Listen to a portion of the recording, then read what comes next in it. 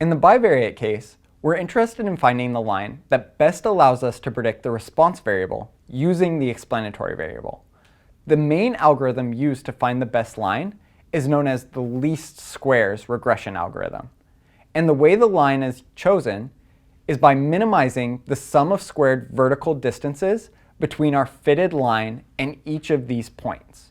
Let's look at how this works.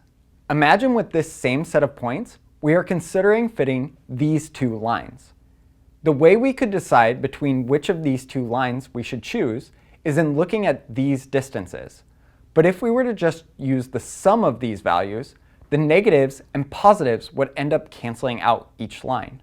So instead of just summing these, we sum the square of these distances, and then finding the line that minimizes this.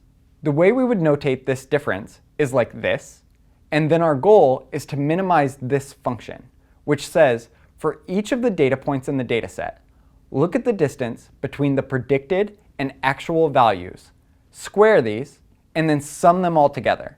And if our line creates a smaller value than for any other line, then this is the line we want to use. You might be thinking, why do we choose this function? Why not just use the absolute value instead of the square? Or why not use an exponential to turn all the values positive?